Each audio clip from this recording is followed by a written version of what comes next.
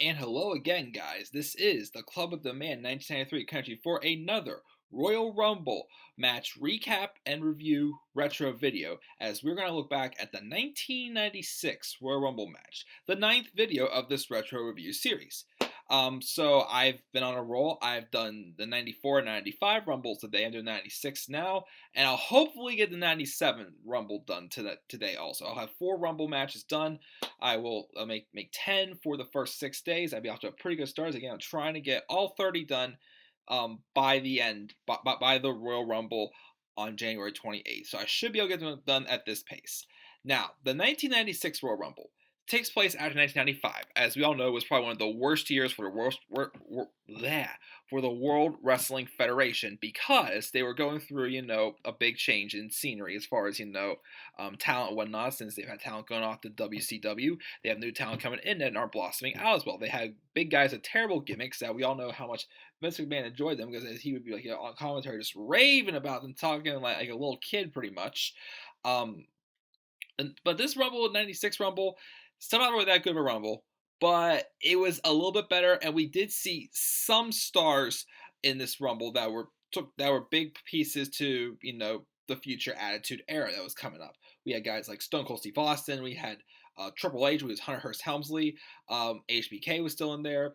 This was the last Royal Rumble for Diesel, Kevin Nash for quite some time as well as trying to think. I know he made guest appearances in the 2011 Rumble as Diesel and the 2014 Rumble as Kevin Nash.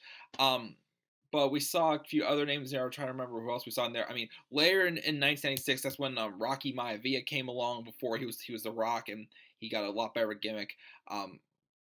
We had Mick Foley coming along, except for Stone Cold Steve Austin. He was the ringmaster. He wasn't getting good reactions, though, as the ringmaster. So that's when he slowly transferred into Stone Cold Steve Austin and became the legend that he is today. So let's just get right into this Rumble and get out of the way. The date was January 21st, 1996, at the Selland Arena in Fresno, California. And of course, stipulation, as always, as it's been anymore, is the winner gets a title opportunity for the World Federation World Heavyweight Championship at Wrestlemania. So let's get right into it. We started off, our numbers 1 and 2 were Hunter Hearst Helmsley, Triple H. Before he was a game, he was just a snobby, rich Englishman. And his current rival, Henry O. Godwin, was number 2. Number 3 was Mr. Bob Backlund. And number 4 was Jerry the King Lawler. Number 5 was Bob Holly. Number 6, King Mabel. I never really was that impressed at all with Mabel watching all of these old videos. I mean, old WrestleManias and whatnot. And here as well, I'm still not that impressed with him at all. He was King of the Ring now. He was a heel. And no offense, but most people who've been King of the Ring, I hear, didn't really get booked too well. And that was the same case for King Mabel. Came in number 6. Now, number 7 was Jake the Snake Roberts. Hadn't seen him in quite some time. I think he went to WCW for some time, or he was not in any of the Rumble matches. I can't remember on top of my head. But this was his comeback. Actually, no, it had to been WCW because this was his comeback attempt, and he brought this big bag out to the ring, and it was a big snake. It was pretty much Damien grown up, pretty much, and he set the snake on Jerry the King Lawler, who rolled out underneath the bottom ropes and hid underneath the ring for most of the time until an official, gathered up the snake and got him out of the ring. But Jake the Snake Roberts stayed there for quite some time. He was getting the DDT chance because Jake the Snake Roberts said before made the DDT pretty darn famous. So I think he hit it on somebody, but the camera work done in this Rumble was awful. There was times where we didn't even see anybody coming down the entrance ramp or whatnot. It was bad. One thing I forgot to mention at the beginning I did like about this Rumble, though. It was the first Rumble that played the Superstars entrance music every time someone else would enter. I think in years past they've only played just the 2 who started off, but then after that they didn't play anybody else's music until the winner at the end. This Rumble they started playing everybody's music whenever they would come in, so I did like that though about this Rumble. Roberts came in, he had DDT. Number 8 was Dory Funk. Who in the heck is that? Number 9 is Yokozuna, who, his talent was really starting to get very out of shape and very tired just for how big he was. I think he would pass away about 4 years after this Rumble happened. I think he has one more year left in his career in WWF.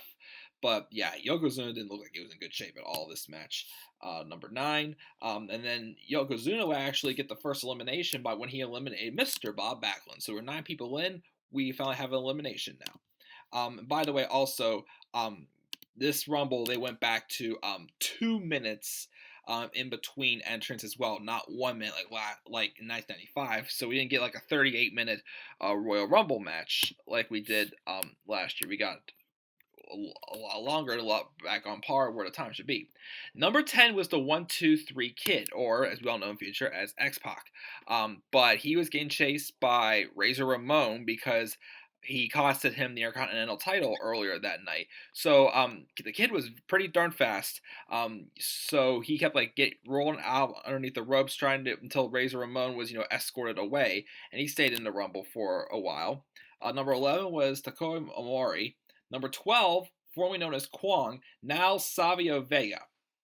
And then we had Yokozuna finally having another elimination. Well, we only had one elimination up till then, which was Bob Backlund being eliminated. Yokozuna eliminates Mabel, and then Jake the Snake Roberts eliminates Omari. Number 13 now actually was Vader. He had just been recently signed from WCW, and he got a pretty good reaction. And even though, like I said before, the young talent in this match didn't really get a good showing at all, despite some of them being in there for quite a while, Vader, for the most part, was one of the more developed talents in this match. Despite the fact that he wasn't in as long as they had hoped for, he was still, in there, and he had a strong showing as well. And what happened after he got eliminated that was interesting, but strange to me in some ways. But Vader came in. Vega would then eliminate Dory Funk, and then Doug Gilbert would come in on number 14 as Vader would eliminate Jake the Snake Roberts. Then we had 15 and 16 was two squad teamers. First squad teamer 1 came in number 15, and then Vader would eliminate Gilbert. Then he would eliminate squad teamer number 1. Didn't last too long. Number 16 was squad team number 2. When he came down the ramp, since squad team number 1 has been eliminated, they both went in and tried to team up on Vader, but then he would eliminate them both from the match. So their plan pretty much backfired. Number 17 was Owen Hart. And let me see here. Let me double check Owen's time. Yes, Owen finally got a good amount of time in this match. Could have done a little bit more than he did, but I was glad to see him finally get some time in this match because his first couple Rumbles I've seen him in, he's not in that many since he passes away not too long down the road. But I can't remember what year it was, but Owen Hart was not really getting much of time in the Royal Rumble matches at first. But then he finally got some time here. It would have been nice to see him get some more eliminations and get some more good moments, but it didn't happen. Oh, by the way, I just checked also. He passed away in 1999. So we still have a few more years of Owen Hart still we can gladly enjoy. But yeah, he came in at number 17. Number 18 was the man, Shawn Michaels. He came up to a pretty good pop because this was around the time where they're trying to transform HBK into a baby face after he's been a heel most of his whole career. Since turning on Marty Jannetty and splitting up the Rockers. But he comes in number 18. Vader would then eliminate Vega, and then for a while Jim Cornette was actually out there in the corners. He managed both Vader and Yokozuna, and they were working out pretty well as a team. But then things imploded between them two. They started fighting. And then HBK comes from behind and eliminates them both. Now, like Lex Luger said last year, eliminating King Mabel. Well, it was just Mabel. As easy did. I'm like, that's a little strange how could HBK just easily pick up both of them at the same time unless they're both off balance. He just gave them a little bit of a push.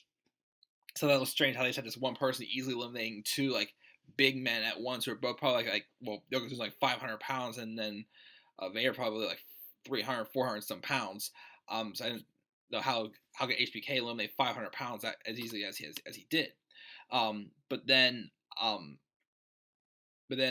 Michaels then eliminate the 1-2-3 Kid, and when Hakushi entered the ring though, Vader snapped and he just attacked Yokozuna outside the ring. Then he got back into the ring and he started just throwing everybody out of the ring. Now, what did make sense though was because in the past, there's other people who have been outside interference who have eliminated guys from outside, and it counts as elimination. Vader actually literally did pick up HBK and chuck him over the top rope. There was some I saw he just tossed in between the middle ropes, but HBK went over the top rope. Like, wouldn't that still be considered an elimination? Or because he wreaked havoc, did kayfabe wise, did they not count the elimination? But to me, again, the rules sometimes can be a little inconsistent, so it didn't quite make sense to me thinking, wait a second, they did toss HBK over the top rope. Like, why didn't they, if they were not going to live, why did they have Vader just toss him in between the ropes or whatnot? So again, I don't know, since Vader pretty much went in there and wrecked the whole Royal Rumble for a second until they scored him out, which it was a good segment to make Vader look good as well, since he was a fresh talent. But again, did they really have? This didn't quite make sense how they did throw HBK over the top ropes, but he wasn't eliminated, and referees did see it and whatnot. But that was strange. But I'm not going to complain too much about it. Really, it was just something I noticed. So yeah, they finally still get him out of the ring. Hakushi came in, number 19. Number 20 was Tatanka. Owen Hart would then eliminate Hakushi. Number 21 was Aldo Montoya. And then during this time, though, HBK slid out of the ring, and he went underneath the ring to pull out Jerry the King Lawler, who had been hiding under there ever since Jake the Snake Roberts came out with that big snake. So he pulled him back into the ring, and as Tatanka eliminated Montoya, we had HBK just throw the King right out of the ring as well. Number 22 was Diesel, who was kind of in a transformation of slowly turning heel, because he was a babyface. He came in 2 years ago as a heel in his Royal Rumble debut, but then Vince McMahon loves his big man, so he gave him a big push as a babyface, which he was much better definitely as a heel. So he was starting to kind of somewhat turn heel here, but didn't fully turn heel. And as I said before, he would leave about 4 months later and go to WCW, where he became Kevin Nash and the NWO. But he would come in and he would eliminate Tatanka. Number 23 was Kama. Number 24 was, that time, the Ringmaster, but as we all know him in the future as Stone Cold Steve Austin. And he would eliminate Holly when he came in. Number 25 was Barry Horowitz, and this is where Diesel eliminated Triple H, who had been in there for quite some time as well. Unfortunately, though, he didn't really have that good of a memorable showing in this. He didn't really do anything. Number 26 was Fatu before he was Rikishi. I did it for the Rock. Still a little too early. Sorry, guys. Number 27 was Isaac Yankem, DDS. He came in, and then Owen Hart would then eliminate Barry Horowitz. But then HBK and Diesel would team up and would eliminate Owen Hart after Owen Hart tried to eliminate HBK, which once again this year, Shawn Michaels had a lot of near eliminations, but he survived them all. Well, I shouldn't have said that too quickly. But yeah, so they eliminated Owen Hart. Number 28 was Marty Jannetty. Came in, of course, brawled a little bit with his former tag team partner HBK. Number 29 was a British Bulldog, who was now a heel after being a babyface year before, when he lasted. He was number 2 entrant and placed second in the Rumble last year. He would eliminate Bulldog and eliminate Marty Jannetty. And then Fatu would eliminate Ringmaster or Stone Cold Steve Austin. But apparently rumors have it that he wasn't supposed to be eliminated that early. That was a goof up. They were going to have Austin be in the Final Four. Unfortunately, it was a goof up, though, and it kind of did go to a downward spiral for the Ringmaster gimmick, but heck, if that didn't happen, he never became Stone Cold Steve Austin like he did today and become as famous as he did. But then Yankin would then eliminate Fatu, and number 30 would be Duke Drosy, or however I can pronounce his last name. He became number 30.